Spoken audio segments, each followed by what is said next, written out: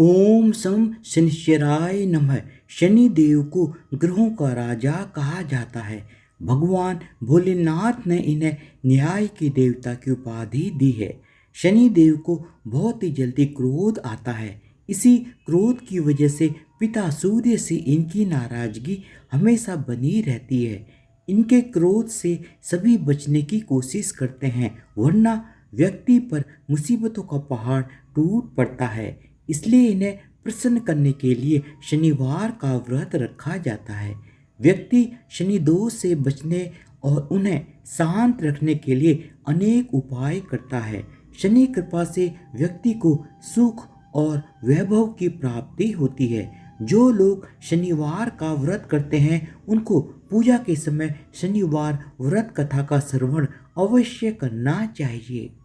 शनि देव की व्रत कथा। एक बार सभी 9 ग्रहों सूर्य, चंद्र, मंगल, बुध, बृहस्पति, शुक्र, शनि, राहु और केतु में बहस हो गई, कौन सबसे बड़ा है। आपस में लड़ने के बाद सभी देवराज इंद्र के पास पहुंच गए। इंद्र असमंजस की स्थिति में कोई भी निर्णय नहीं दे पाए, परंतु उन्होंने सभी ग्रहों को सुझाव दिया कि पृथ्वी पर राजा विक्रमादित्य ही इसका फैसला कर सकते हैं, क्योंकि राजा विक्रमादित्य बहुत ही ज़्यादा न्यायप्रिय राजा हैं। सभी ग्रह पृथ्वी पर राजा विक्रमादित्य के पास गए और अपने आने का कारण बताया।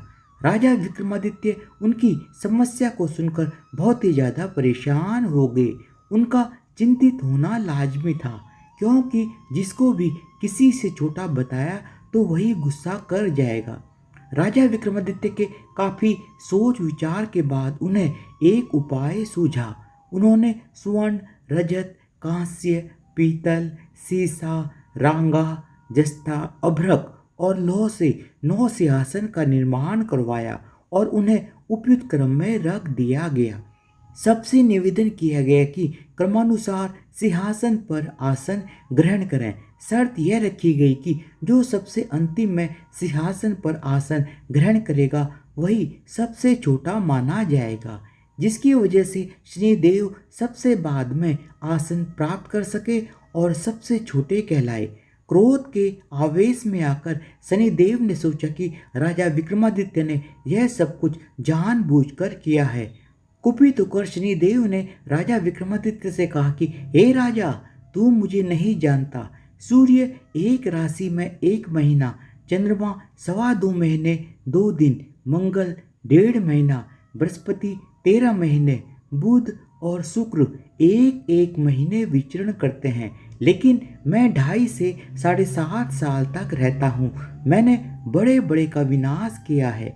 श्री राम की 7.5 आने पर उन्हें जंगल जंगल भटकना पड़ा और रावण की 7.5 आने पर लंका को बंदरों की सेना से परास्त होना पड़ा।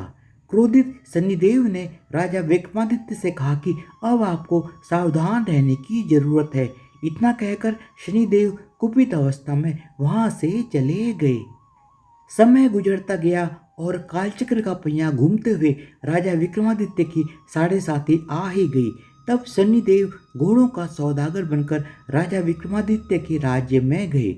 उनके साथ अच्छी नस्ल के बहुत सारे घोड़े थे। जब राजा विक्रमादित्य को सौदागर के घोड़ों का पता चला तो उन्होंने अश्वपाल को अच्छे घोड़े खरीदने के लिए भेजा। अश्वपाल ने कई अच्छे घोड़े खरीदे।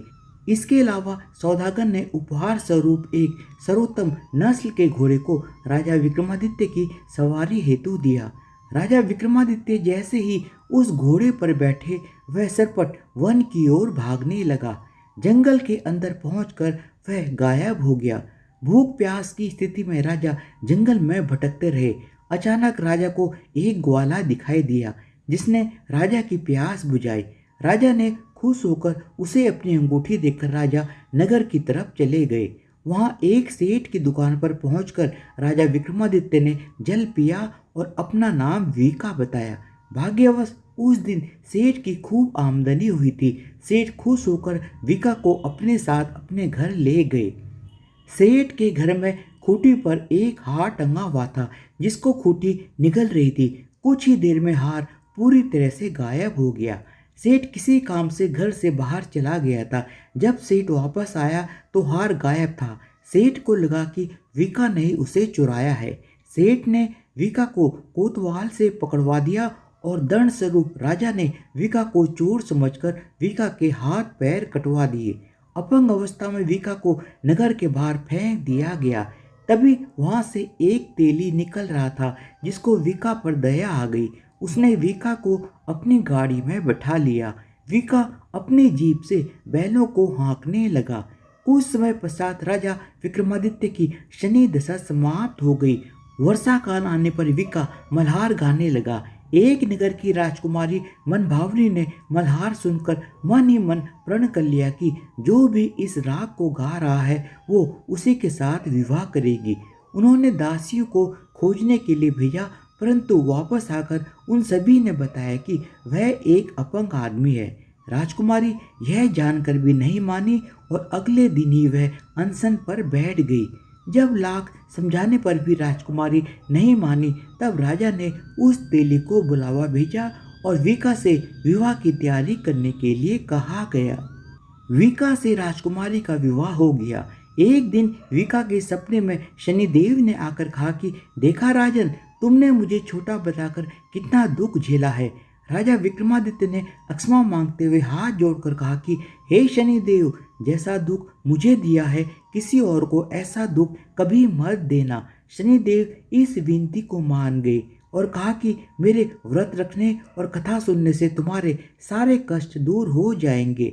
जो भी मेरा नित्य ध्यान करेगा और चींटियों को आटा डालेगा उसकी सारी मनोकामना पूर्ण हो जाएंगी। शनिदेव की कृपा से राजा विक्रमादित्य के हाथ पैर भी वापस आ गए। दूसरे दिन सुबह जब राजकुमारी मनभावनी की आंखें खुली तो वह आश्चर्यचकित हो गई।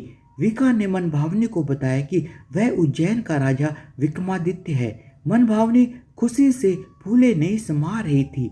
राजा और नगरवासी सभी अत्यंत प्रसन्न हुए। सेठ ने जब यह समाचार सुना तो वह पैरों पर गिरकर क्षमा मांगने लगा। राजा विक्रमादित्य ने कहा कि यह सब शनिदेव के कोप का प्रभाव था और इसमें किसी का भी कोई दोष नहीं है। सेठ ने निवेदन करते हुए कहा कि मुझे शांति तभी मिलेगी जब आप मेरे घर चलकर भोजन करेंगे। सेठ ने कई प्रकार के व्यंजनों से राजा विक्रमादित्य का सत्कार किया।